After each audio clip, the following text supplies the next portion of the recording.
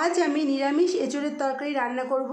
আর এটা বাড়ির গাছেরই এঁচোড়, সদ্য সদ্য কাটা হয়েছে। আর এই সদ্য সদ্য কাটা এঁচোড়ের তরকারি খেতে কিন্তু দারুণ লাগে। তো আমার শাশুড়ি মা এটা টুকরো করে কেটে দিয়েছেন, আর আমি এটাকে একটু জল ভাপিয়ে নিয়েছি। আর টুকরো করে কেটে রাখা আলু তো ছিলই।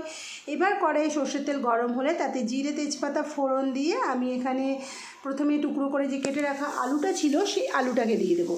আলুটা খুব ভালো করে ভেজে নিতে হবে। ভেজে আমি কিন্তু আলুটাকে তুলে রাখবো। তারপর আমি ওই তেলেই যে বাটা মশলাটা ছিল সেই বাটা মশলাটা দিয়ে দিলাম। এখানে বাটা মশলা বলতে জিরে, ধনে, 1 ইঞ্চি মতো আদার টুকরো, 2টো কাঁচা লঙ্কা একসাথে বেটে নিয়েছিলাম, সেই বাটা মশলাটা দিয়েছি। আর দিয়ে দিলাম স্বাদ মতো লবণ আর হলুদ দিয়ে ভালো করে একটু কষিয়ে নিতে হবে। আর এই সময় আমি একটু রং হওয়ার জন্য একটু কাশ্মীরি লঙ্কা গুঁড়ো ব্যবহার করব। তো দেখো মশলাটা মোটামুটি যখন কষানো হয়ে আসবে তখন আমি যে জল ভাপিয়ে রেখেছিলাম সেদ্ধ করা মোটামুটি এঁচোড়টা, তো সেটাকে দিয়ে দেবো। সেটা দিয়ে আবারও ভালোভাবে কষিয়ে নেব। আর এঁচোড়টা কিন্তু খুব বেশি সেদ্ধ করলে হবে না, মোটামুটি সেদ্ধ করতে 50% সেদ্ধ করলেই হবে।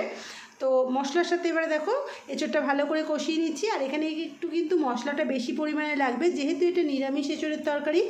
আর যদি পেঁয়াজ রসুন দিয়ে করতে হতো তাহলে কিন্তু এতটা মশলার প্রয়োজন হতো না, কেন পেঁয়াজেই কিন্তু অনেকটা গ্রেভি চলে আসে এবং ওটা অন্যরকম হয়।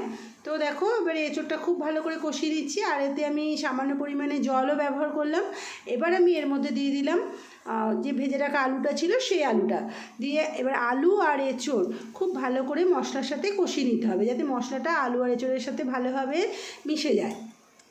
আর মশলা থেকে কাঁচা গন্ধ বেরিয়ে গেলেই আমি এখানে কিন্তু পরিমাণ মতো জল দিয়ে কিছুক্ষণ ঢেকে রান্না করে নেবো। আর এই সময় আমি আরও চেরা কাঁচা লঙ্কা দিয়ে দিলাম।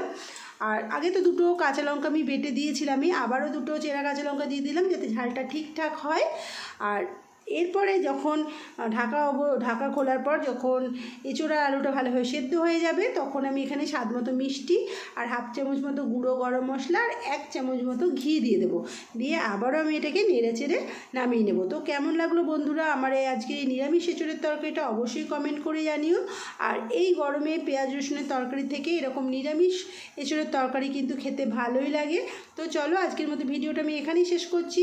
তো সকলকে আবারও শুভ দুপুরে শুভেচ্ছা, টাটা।